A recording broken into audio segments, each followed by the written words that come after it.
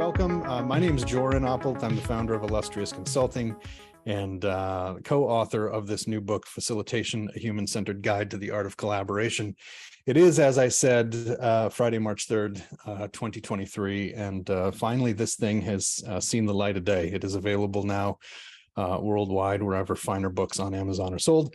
And we're going to give you a little sneak preview of this book today. I hope you guys enjoy it and get as excited about it as we have been over the last 3 years writing it. I'm going to start off with, the oars, right? This is, if you read the book or you're familiar with facilitation, this is kind of how we do anything is how we do everything. Every meeting, every session, every workshop begins with the oars. So it's the objective, agenda, rules, and rules of any meeting. And today's objective is to discuss the history of visual facilitation and hopefully convince and coerce and arm wrench some of you guys into buying this book. The agenda is that we're going to review the oars, figure out why we're here, why we're in the room together. We're going to take a little tour of the table of contents. We're going to review this visual timeline that we've spent a couple of years assembling and have finally illustrated in the first section of the book. We're going to talk a little bit about the connection between Dungeons and Dragons and facilitation, and then open this thing up for some Q&A. The roles that we're going to have, I'm one of the authors of the book. I'll be facilitating the session today. Like I mentioned, I'm the founder of Illustrious Consulting. Also on the call today, we've got Geoffrey Nelson, who is the co-author of the book. There he is, waving his hand. We've got, we've worked together at Ridge and Illustrious, and Jeff is now the CX Facilitation Design and Education Manager at Freddie Mac. He's now in Virginia, right up near our third guest today, which is Brian Tarallo, who is a contributor to the book and managing director, visual facilitator at Lizard Brain. And last but not least, we've got Jim Kalbach on the call today, another contributor to the book. He's written our afterword, and he's the chief evangelist at Mural, which we love Mural. We're big fans of Mural. We're going to be in Mural today for the session. And all of you as participants and listeners on the call, I'm going to say you are facilitators and or emerging facilitators. Whatever your line of work, you have the capacity and potential to facilitate groups of people, and hopefully you learn a little bit more today about why that's possible. Down below, I have a little screenshot of how this whole thing started. We opened up a mural using a Grove template called the graphic timeline. And this was a bunch of stickies that we had in a series of workshops where we kind of crowdsourced big moments in time around visual facilitation. And there were people that said, you know what, yeah, when the whiteboard was invented, that was a big moment. Or, you know what, when Toastmasters, first came on the scene, that was a big moment, so we went all the way back to the talking stick, and we flagged things like butcher paper and Post-its and Sharpies and you name it. There's all kinds of things that showed up on this timeline. I remember one of the instances where we had David Sibbett on the session with us, and David said, well, you can't not include digital cameras. Those were a game changer for facilitators who were facilitating in the room and hanging things on the wall. And when it became apparent that you could just shoot and document things on the wall and not have to run to the store and get film developed, that was a huge paradigm shift, right? Home printers, laser printers, inkjet printers, those were a big game changer. So all of these things that David and others said were shifts, milestones in the timeline, we included in the timeline that you're going to see here shortly. Here's a little peek into the book. We've got a lot of nice double spreads that are kind of pull quotes or interesting sections that we wanted to highlight. And we were really honored to work with Bowen Imagery this time around for the design of the book. And so you'll see sections like this that are kind of visually engaging, but treat the copy as something that's a little more as graphic elements in the book, which is exciting. Makes the book kind of a fun read and really peppers the reading with some visual pops like that. All right, here, going right into the table of contents, we've got a foreword that was written by David Sibbett. We've got an introduction about why the book was written, how the book was written. We've got a history of facilitation, and that is what we're about to see today. We've got a section on the fundamentals, and this is this new kind of model that we've introduced using the integral theory to break the practice of facilitation down into these 4 quadrants, which are being, behaving, bonding, and building. So all about that interiority of the individual facilitator. We talk about being, all of those disciplines that are needed in that section. We've got a contribution from Akasha, who's a coach and a facilitator, about using self as the instrument. And we've got quadrant 2, which is behaving. And we've got, that's the exterior of that individual facilitator. And we've got a contribution from Brian and Lauren Green in that section about high intensity interval training. And we've got quadrant 3 on the bottom left, which is bonding. So that's all about the interiority of the group when you're facilitating.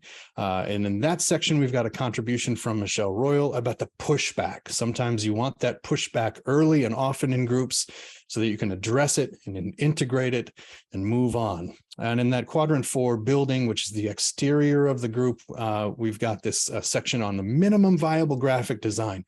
What is the very least you need to know about design as an illustrator so that you can graphically facilitate, maybe do quick graphic recordings for yourself, design murals, design slides that are effective. That section is really valuable as well. So we've got a section on the art of inquiry, questions that facilitators ask. Virtual facilitation, a toolbox, and afterward the appendix and glossary. We've got all kinds of resources in the back of the book, but what we're going to focus on today is this history, this timeline. I'm flashing back to when we put this together, and it was this moment here where we had this mural and we were just playing in it. And I remember the call between Jeff and Brian and myself. And I want to kind of cut to them right now and ask them if they remember that day. And what, if anything, do they remember about that call that we had? I mean, I just remember geeking out hard. You were combining 2 of my favorite things, one of them being the visual practice, the other one being history, and just being able to go back and to tie all the threads together. Because, it seems like each generation of practitioners that does this, they build on the work that came before. So it's like the big question with history, like, where do you start telling the story? Because, you can go all the way back to the talking stick. I just remember thinking, wow, there's a couple of other people that are actually interested in this stuff. And, having the conversation with you was just such a joy because I really got to geek out. So thank you for setting that up. Yeah, that was a fun day. Jeff, what do you remember about it? I remember us telling Brian what we were doing, and he goes, "Oh, you mean this?" Boom, and he has this archive of like everything, and it was phenomenal. It was so helpful. It allowed us to go in and check things and double check and make sure that we were accurate. He introduced us to things we hadn't thought of before. It was fantastic. I mean, Brian's got infectious energy, so it was a really good time. Yeah, and I remember there were other efforts to kind of synthesize these threads together too, right? There was it Christopher, what's Christopher's last name? Fuller at Griot's Eye? Mm-hmm. Had a graphic recording of a timeline that had been done. And Brian, you had done a graphic recording of, larger movements within the field that included things like Maslow's pyramid and things like that. And so it really was an effort to kind of and we're never going to please everybody, right? I remember in the public workshops, people were like cassette tapes and slam poetry and breakdancing. And I'm like, yeah, that's a cultural touch point, but what the hell does that have to do with facilitation, right? Like, so we can't cram everything into the timeline. And yeah, some of the things are that we did choose to include. People might look at it and go, why the hell did you include that and not this other thing? I totally get it. But the timeline here is about, I don't know, 12 pages in the book. It's how the book opens up, from the talking stick all the way to, military strategy, to Toastmasters, to the flip chart, the Group Dynamics Research Center, and the appearance of the very first mention of the word brainstorming. Right. Creative problem solving, butcher paper, when that was starting to be used at national training labs, the whiteboard, the Sharpie markers, all of these things. Tuckman's team model, right? Interaction Associates, founded in '69, and that's the thing that that David Sibbett starts to get involved with, and really inspires him to found the Grove later on in 1977. But right here we've got some really major shifts happening in the early 70s with Interaction Associates and the Coro Conference, and what we're calling the emergence of the graphic facilitation movement, where consultants like Jeff Ball had this go-to image. They would come in the room and they would just they would draw a rainbow with a big arrow and a pot of gold, right? And they'd say, okay, where are we on the image, right? And using it as a graphic game plan. And in '74, we've got the emergence of Dungeons and Dragons. We're going to get into this in detail a little later, but a really big shift away from things like Pong, right? And arcade gaming that was happening at the time, to really kind of eschew all of that and say, you know what? All you need is to face each other as human beings and weave a story together, right? And in order to do that, you need this facilitator to kind of run the game. So it really is intertwined in all of this. Post-its, and we've got not only the Grove in '77, but M.G. Taylor in '79. We've got Appreciative Inquiry coming out in 1980. A lot of books being published along the way from Edward Tufte and The Circle Way, and what's the other one I'm trying to think of? Well, there's a lot. World Cafe, Future Search came World out. Cafe. Yep. Thank you. Yeah. And we've got laser printers and virtual reality and all of this stuff here included. We chose to include Commander Mark Kinsler's The Secret City. Jeff, I wonder if you want to say a little bit about that and the importance of that show. So Commander Mark and other shows like his, where it was sort of like, here's a guy, he's going to show you how to draw a thing. Sort of democratize the ability to make things two-dimensional that look three-dimensional, right? Commander Mark was this, he's kind of a goofball. He had a show on public access, but he would kind of get on there and he'd be like, we're going to draw a cube, zoop, zop, zop, zop, zoop. And he taught it in a way that an 11-year-old could draw a cube. And if you've ever tried to teach an 11-year-old to draw a cube, that is no mean feat. And so just that ability to kind of give anyone who wanted it access to that capacity of representing whatever's in your mind visually and making it available to anyone who wanted to interact with it. That, I think, is what's important about guys like Commander Mark. Love it. Love it. I'm just looking at the chat. I just have to say, I'm seeing Erica and Jay and Dawn and Antonio, some familiar faces on the call. I can't see you because I'm sharing my screen, but thank you so much for being on here. And I don't think I touched on it enough, or maybe at all.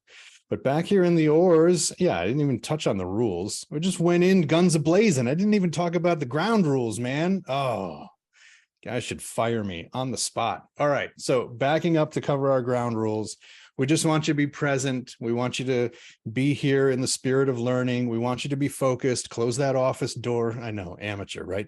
Close that office door, close your email tab, whatever, just kind of be focused on what we're doing. Turn your cameras on. We want to be able to see you. We want to have your mics off unless you're engaged in Q&A or unless you're one of the presenters today. That's me, Jeff, Jim, and Brian.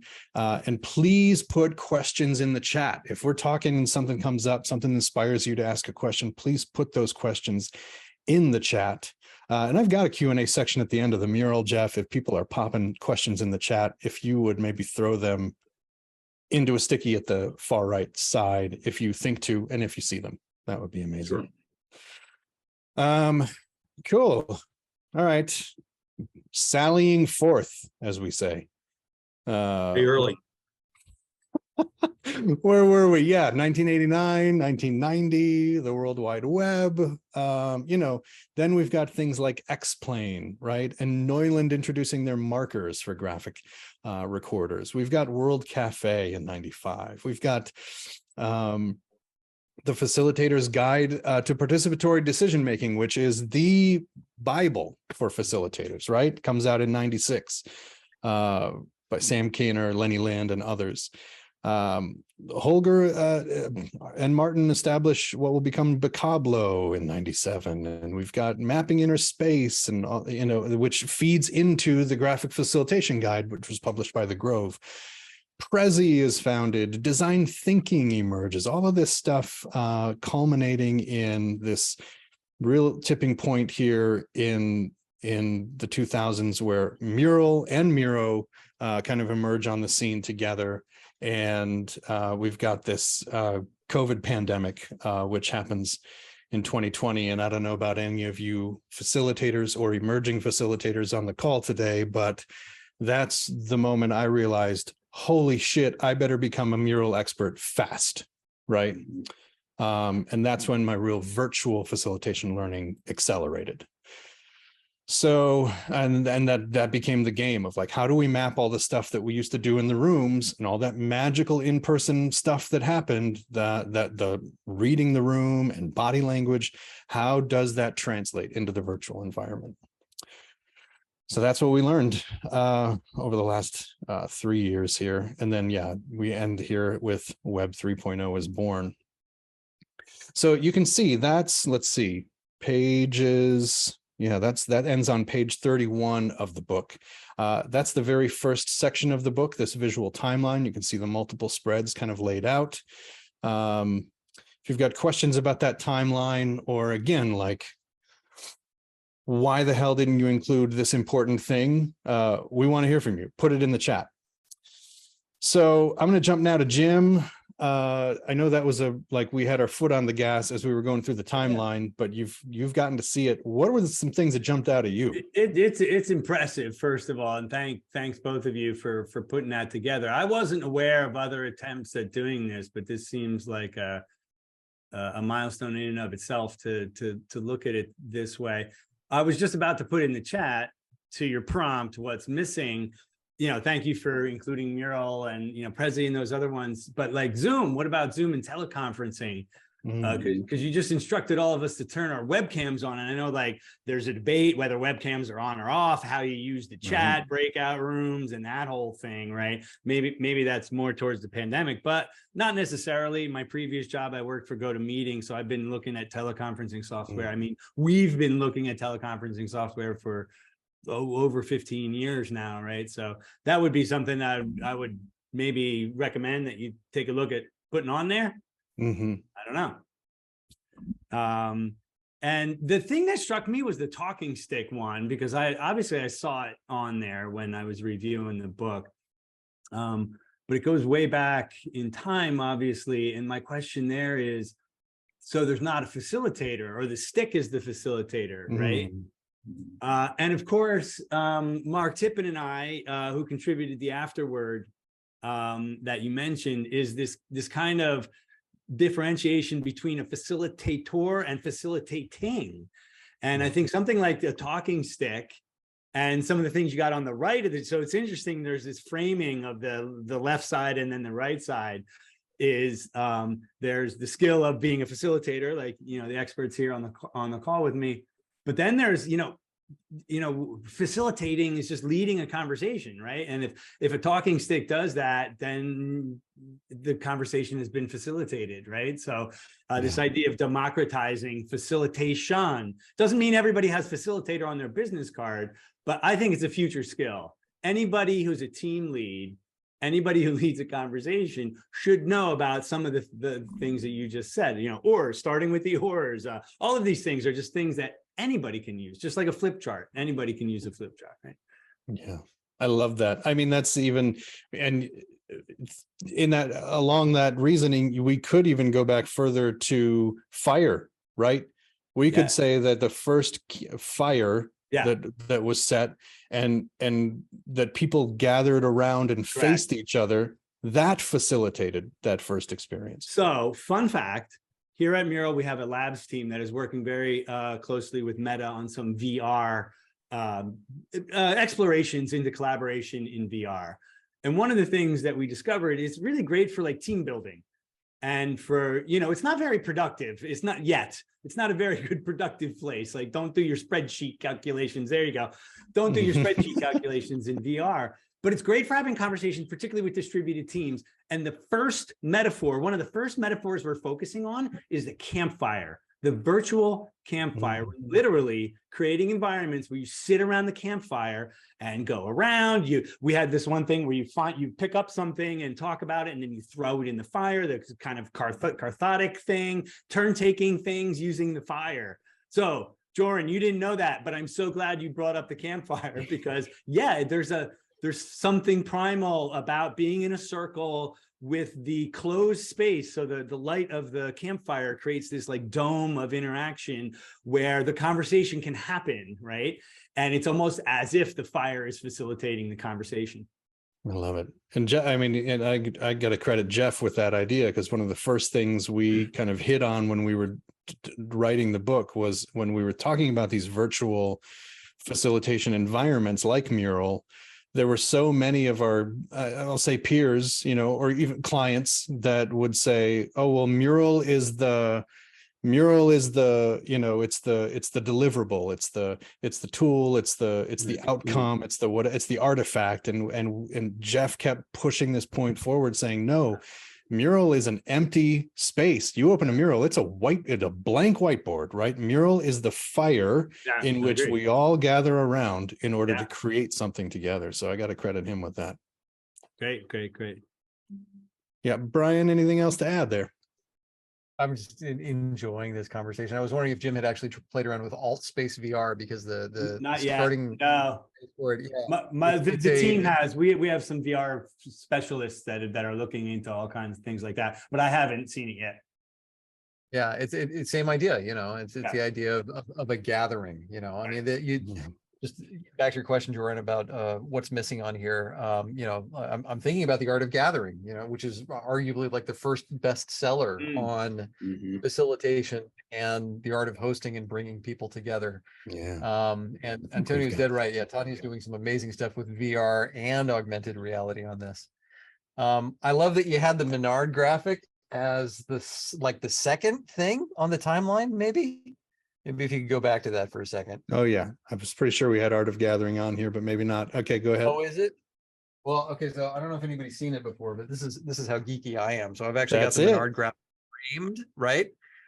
And so I don't know if you've never seen this before. What it depicts is it's kind of like you could call it an infographic. Of course, they didn't have that term back in the day, but the idea was that this was Napoleon's march to Moscow, right? And so what's fascinating about this is the dimensions of data that it's got. So of course it's got the lat long because it's a map. The width has to do with the size of Napoleon's army. It's got directionality to it. It has the places. So you've got like, here's Polonsky, I can't even pronounce it. And then what's really interesting is the temperatures down here. Now, a lot of people don't know this, but they point to this graphic as a great example of just how can you incorporate really 7 different dimensions of data on a 2-dimensional space. If you really read into this, though, what you get is that if this is the size of Napoleon's army here, And this was it on the return trip. And you compare it to the data, is that it was actually the temperature and the weather that killed more of Napoleon's troops rather than anybody else. And so Menard, the guy who actually wrote this, who was a cartographer, he was, he was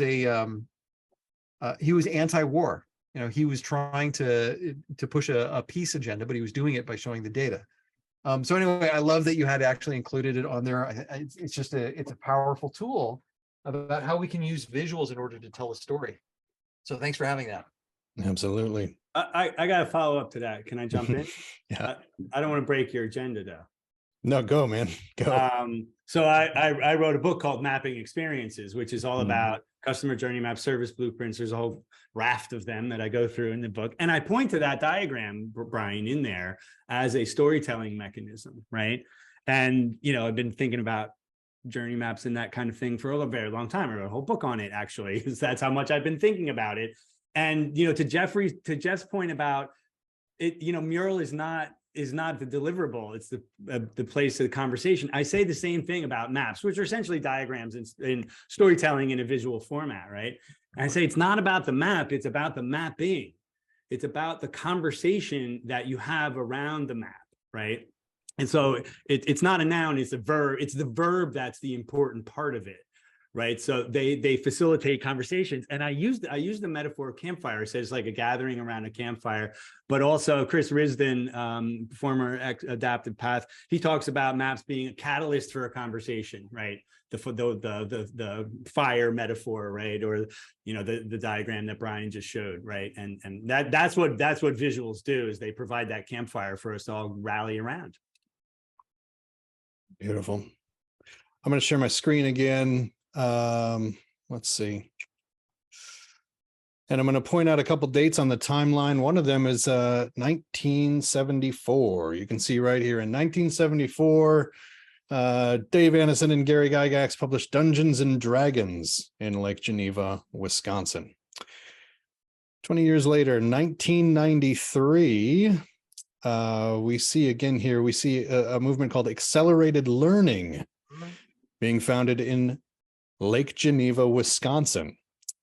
And we know this because Brian has the tools from accelerated learning, and we kind of track down the date and the time and the copyright. We were like, wait a minute, this is the same. How did we miss this? Right? Like these two things came out of the same area. So I want to cut to Jeff for a little while and talk about, something we just teased, which was what the hell does Dungeons and Dragons have to do with facilitation? But a follow-up question might be, what the hell is in the water in Lake Geneva, Wisconsin? Right? That's causing all this fun stuff to happen. Jeff, take it away. I cannot speak to anything about what is going on in Lake Geneva, Wisconsin. I know that it is a tiny town and it is very cold. That is what I know. So my bet is that, when there's nothing to do in the winter, you have a lot of time to think. And that's my short answer to that.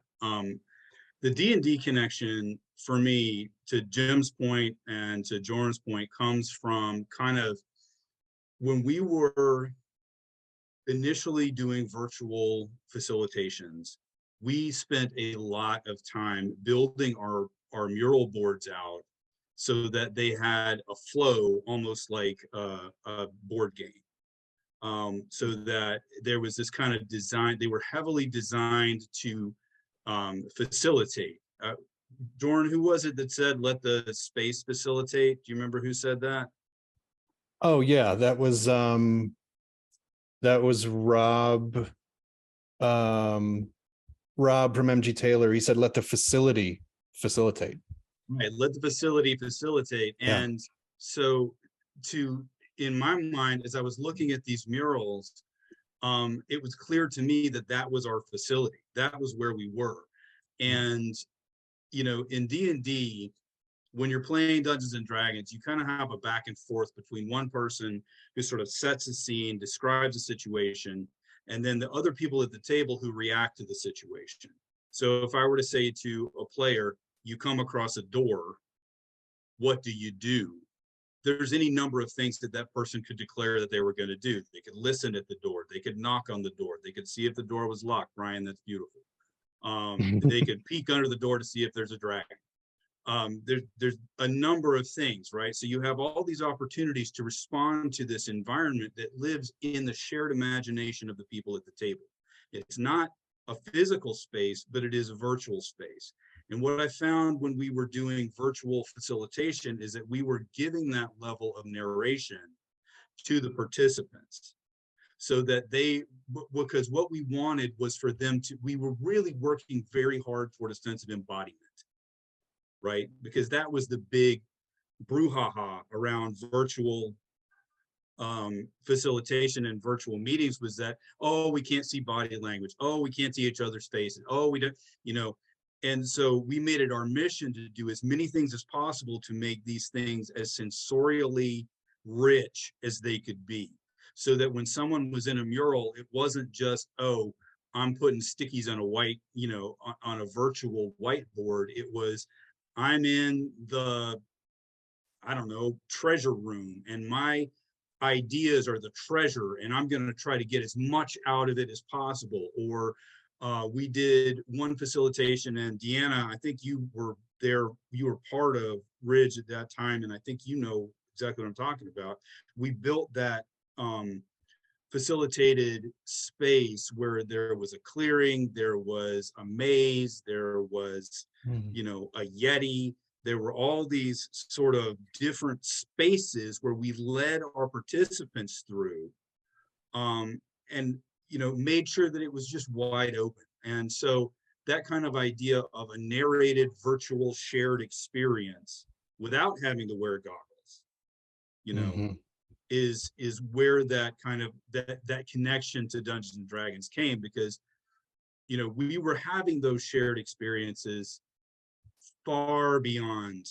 I mean, this was back in the day when computers were things that they had at NASA, right? And so to kind of bring that in, it's what I called, you know, lo-fi virtual reality. Yep. That shared story space.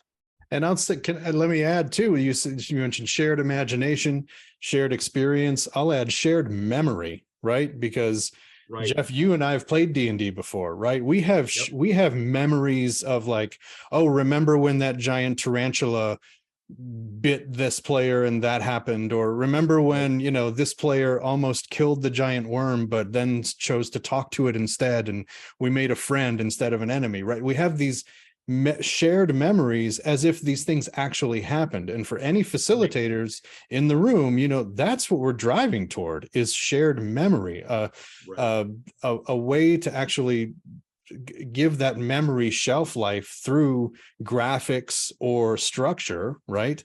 That's the whole goal of graphic facilitation, is to preserve that group memory. And that's we talk a little bit about the white paper that I forget the guy who wrote it, but David Sibbett references it a lot, right? That this is attempting to harness group memory, and is scientifically now proven to leverage group memory toward an outcome. So all of those memories that we have in the room, we know they happen in D&D, right? It was our goal to say, okay, well, if we're in a clearing, if we're in a forest clearing, yeah, what is the Yeti? What is the big monster? What is the thing you're afraid of but you never see, right? What is the mosquito? What is the thing that's buzzing around and bothering you and that you can't get rid of, right? And turning those into not only shared experiences, but shared memories for the group. That was a real goal of ours. Jeff, keep going. Oh, yeah, I think that touching on that is actually one of the things that I think is so unique and interesting about that shared story space, is that you kind of have the meta memory of being yourself at the table with the actual people, but you also have this sort of story memory of the things that transpired in the story space, you know. And so I think that when we're facilitating virtually, the more we can create that sort of shared story space where there's emergent content that everyone's building in a way that feels like you're there, for lack of a better phrase, that's where the magic happens, right? That's where people are like, oh wow, remember when we were in that clearing talking about what scared us, as opposed to, remember when we were putting the stickies on the mural, right? You know, Yeah. wasn't that exciting? We put those stickies on the mural. No, that wasn't exciting at all. But you know, talking about your Yeti and your mosquito and your wolf, Yeah. and everybody kind of revealing themselves in this curated virtual environment. In a That campfire moment, right? right. Yeah. Yeah. Oh, yeah. That was the other thing. Just for you, Jim, is that at the end we literally had a campfire where everybody came and sat around and Yeah. talked it up, and it was a great experience. Yeah. So yeah, I want to cut to Brian and Jim. Any responses to this? Adding to the kind of the I saw D&D Brian unmute conversation. first, so I'll let you beat me to the unmute button. Well, Jim, thanks for that. I think what's coming up for me is that what it sounds like you're describing is it's almost like the physical creation of a memory palace. That's kind of an old mnemonic technique where people would envision mentally a palace, and they would say, well, okay, what's in the foyer? Well, maybe these are the memories around, this particular topic that I've got. And this all gets back to the whole, the old mnemonic stuff that came out of the 80s. You mentioned Mapping the Mind by Tony Buzan. I mean, his thing, like he invented mind mapping. His real thing was on memory. And how is it that we actually can create and hold on to memories well? And mind mapping just happened to be one of the tools that came out of that. I think one of the things that's really powerful about creating that physical space where people come into it is, has anybody ever done Visual Explorer before, where you take a whole bunch of just random images and you just throw them out on the floor, and then you can ask pretty much whatever prompt you want, like pick an image that represents your mood as you're coming into this experience, or pick an image that represents your team as it exists today, or pick an image that represents a wildly successful state for your organization. And what you're doing there is that you are giving people something concrete and allowing them to take that concrete thing and treat it as a container for their otherwise very abstract ideas. Right. It's difficult to talk about my mood. It's difficult to talk about the state of my team. It's difficult to talk about the future of my organization. But when you say, how is my organization like a turtle? All of a sudden I start to make connections. And so I think a lot of people seem to think that we rationally weigh information and then make a decision. The science actually is the opposite of that. What happens is that we tend to make a decision very quickly and then work backwards and justify it. Okay. And so by creating a physical space like what you're talking about, or using a tool like Visual Explorer, or even metaphor, which is the whole big topic of, that wraps this whole conversation together. When we use metaphor, we provide containers so that people can take these really difficult abstract ideas, fill them with that, and then talk about it and get it out in a way that's safe, in a way that's inclusive, to say, you know what, it might not be cool for me to say my organization is completely falling apart and we're at each other's throats. That might not be a safe thing for me to say, but it is okay for me to say, hey, you know what, if our organization was a factory, the assembly line is shut down right now. Now let's talk about why. Yeah, and I'll say the other book title that we forgot to probably include was Metaphors We Live By, right, by Lacan. Really good. Before Jim, before you tag in, reminding everybody, put your questions in the chat. If you have questions for our panel, put them in the chat. We're gonna put them all in the Q&A section. We're going to do that shortly. Jim, go ahead. Just to continue my story about journey mapping, as a productivity tool and collaboration tool in a work setting. It was to do just what Brian said. It was to take a very abstract concept like customer experience, user experience, right? If that's our imperative, to be customer centric, how do you get a group of people to have a shared understanding around that? Let's put it out in a single page diagram, not a 50-page report, something that you can put up on the wall and people can go over and point to it. And there's nice colored rows and lines and graphics and things that burn in their retina. I made a joke about my retina before the show started, actually, that I forgot about it. But the way that you process visual information is very different, right? And just remembering that, but having that shared moment where, we stood in a room together, virtual or otherwise, and pointed to a journey map and said, that's where we're going to work. Has that lasting impression, right? So I talk about in my book, I call them alignment diagrams, like this whole class of things. What are you trying to do? You're trying to align to the customer experience, but you're also trying to align the hearts and minds of the team, right? So the thing about the visual aspect of it is that it sticks, so that you're not 3 months into the project or 6 months into the project going, wait, why are we doing this project again? Right? You've had that moment and the retina burn at that moment that has a lasting effect. And that's the alignment effect, is aligning the hearts and minds and the imagination of a team trying to get something done. This isn't just about playing games. It's productivity when you get down to it, if you're talking about things in a work context. Love it. Jeff, anything to add? No. Cool. I think that covers it. Yeah, I definitely want to get some questions put in the chat, because we're going to go into Q&A next, answer some of your questions that you have. For any of our speakers today, if you have questions about what's in the book, let us know that.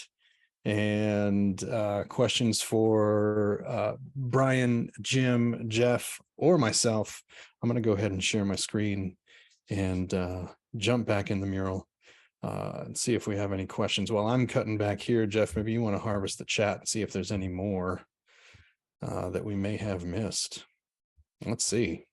I did not ask to be followed. You can ignore that. Oh, okay. Get out of here, duck.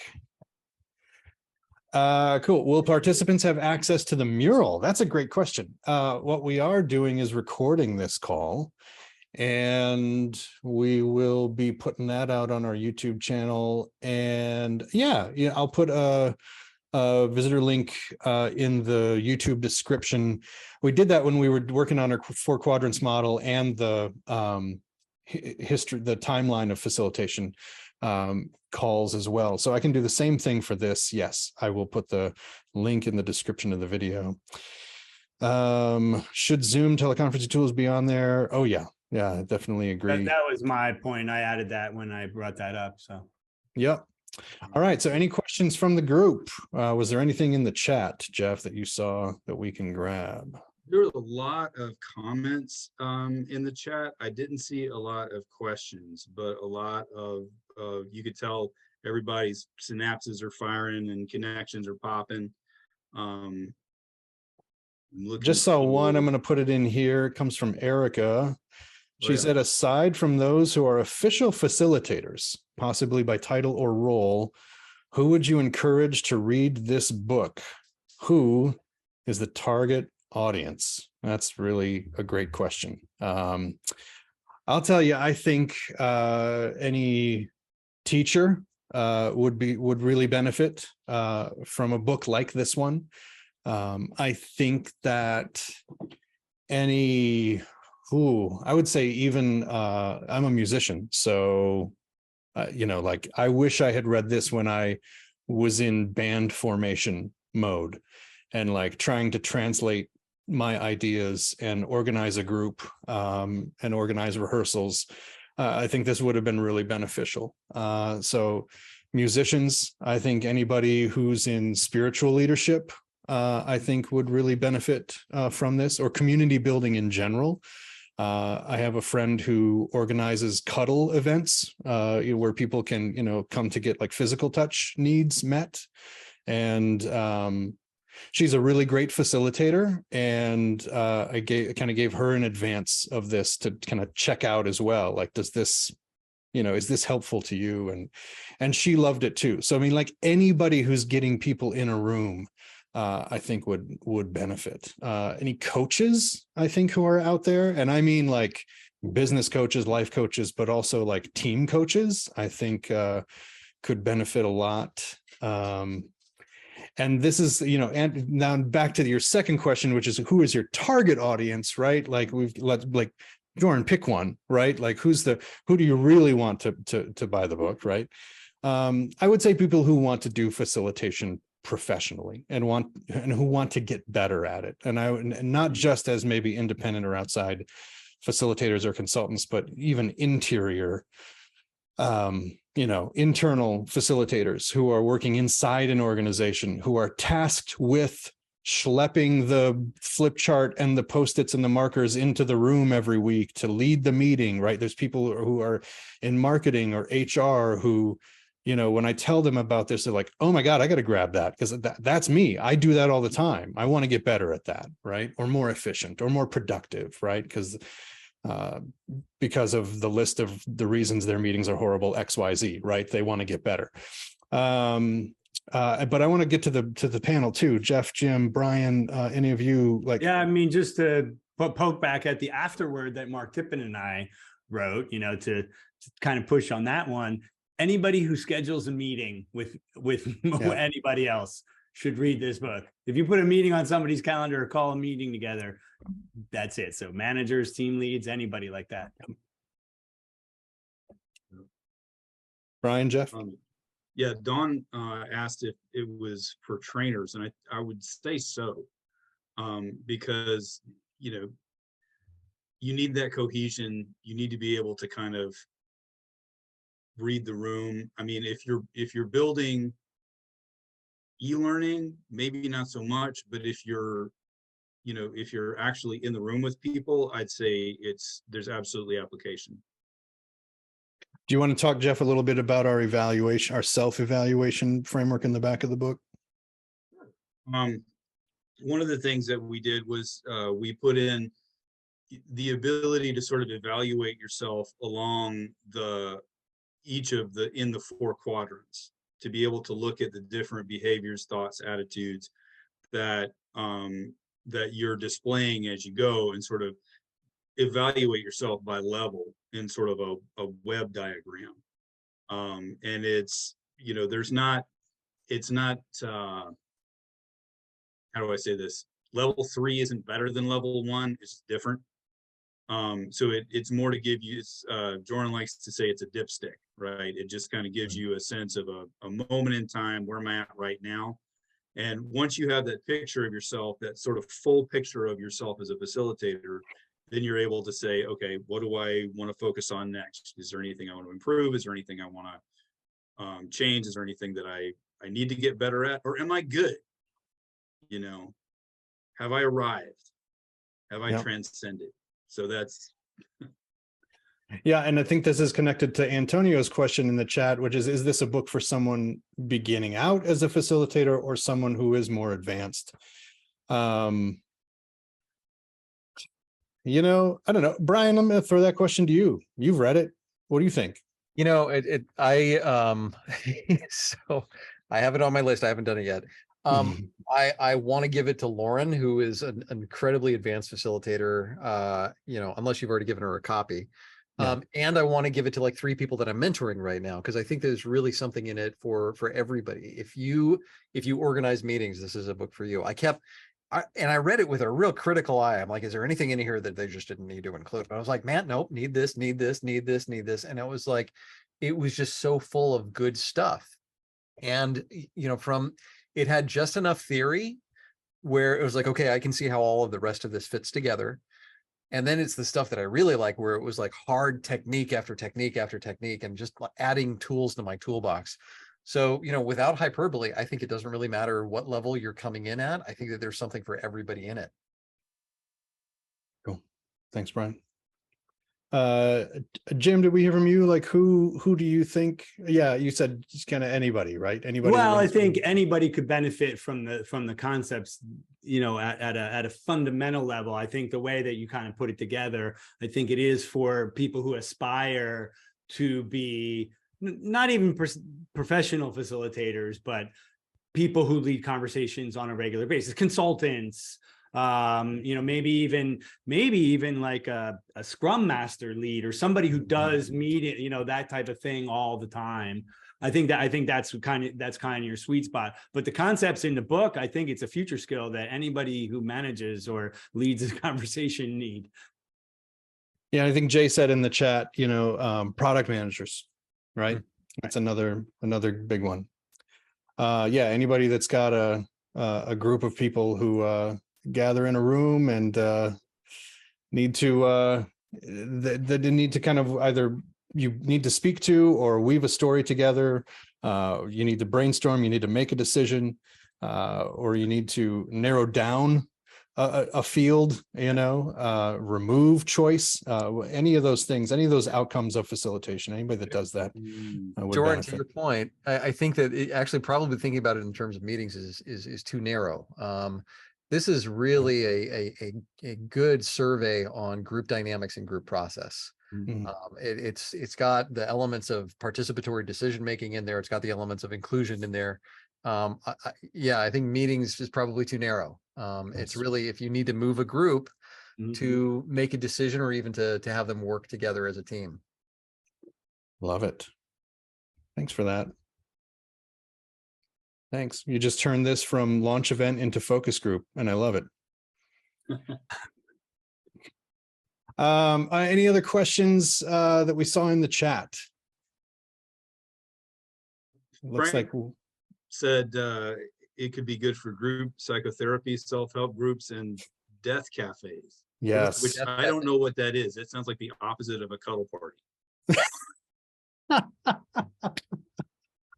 What is a death cafe, Frank? That's awesome. Hey, Frank, by the way, hi, how are you? A death cafe is where people gather to confront the whole idea of death, what's happening with them, what's happening with family members and all. It can be very philosophical or it can be very, very profound, a lot of emotional sharing. And it can also be subverted by people who do nothing but moan about themselves and their inability to deal with that. Right. Interested in how to facilitate groups that have problematic individuals within them, either the very passive people or the dominant characters, that can try to control groups. Yeah. And then that makes me think of the, like the conversations about like the 5 wishes too, like any other like end of life conversations that you're having or difficult family conversations, like anything that requires kind of, mediation, right. Or facilitation in that matter, figuring out how to show up with the group and for the group. And get that group to kind of to where they need to be, to kind of look through in spiritual circles. We've talked about, sitting in circle with one another and not talking at each other across the circle, but speaking into the center of the circle in order for us all to kind of share in that collective, that we space together. So any kind of difficult conversations you're trying to facilitate, I think this can definitely level up the skills there as well. Thanks for that question, Frank. It's really good to see you again. Yeah. Any other questions? Brian's got to jump. If there aren't any other questions, I'm going to jump back to the mural and I'm going to go to the big close here. We can end the call a little early, but I think for everybody who said, what's this bunch of white guys on the call today going to tell me about facilitation, you'll be excited to know that we have Lauren Green on the next launch event with us, and we've also got invitations out to Dr. Natalie Nixon and to Akasha, who are other contributors in the book. Hopefully they can participate too on the March 24th, which is going to be our next panel discussion launch event for the book. I'm actually going to just straight up put the link to register for March 24th in the chat right now. So if you want to register for the next one of these we're having, the link is there in the chat. And I will say, a couple of you in the chat have shown your hand and said, I've ordered it. I can't wait to read it. If you have not yet ordered it, I'm going to put the link to buy the book in the chat too. How about that? Boom. If you're excited and want to get a copy of this and hold it in your hand, especially a hardcover edition, which this time around we did hardcover copies of the book too. If you want to pick one of those up, the links are there in the chat. And Dawn just asked, how will it be different from this one? That's a great question. So this time we chose to kind of focus on the front section of the book, the opening section, which was that timeline, that historical timeline of facilitation. And then that next one on March 24th, we're going to really dive into the 4 quadrants, the being, bonding, behaving, building, the 4 quadrants of facilitator development and what those kind of lines of intelligence or development are within those. and kind of get into that model of growth and emergence or development as facilitators, really focusing on the being and the bonding, which is that individual, the quadrants on the left. Dawn, does that answer your question? Yeah, cool. All right. Oh yeah, you know what? Good move, Jay. This is the thing I wish everybody did on every call I'm ever on. Put your LinkedIn in the chat so that we can stay connected. I always see like really cool people on Zoom calls, and then like I never see them again. I'm like, I wish I could connect with them, right? So everybody put your LinkedIn link in the chat for us to stay connected with you. And just really appreciate Brian being on the call today. I know he had to leave early. Jim, really appreciate you, not only your time today, but your contribution to the book, the really kind of forward looking, future focused afterward that you gave us to really end that book on a high note, on an optimistic note. It was really, I just really appreciate you and Mark, but really just thank you for that. And Jeff, man, this has been a 3-year journey. We're getting this thing done and out, birthed. It's gone from crowning to being in the world. So congratulations, brother, on this. And do you have any final thoughts? You should get this book. Yeah. It'll be great. It was really great to see some familiar faces. Thanks for making the time today. Hopefully we'll see you again on the 24th to kind of continue the conversation as we explore other sections of the book. Please grab a copy of it. Let me know personally what you think of it, or leave us a review on Amazon. And it's Friday, y'all. So have an amazing rest of your day and an amazing weekend. Thanks for coming out.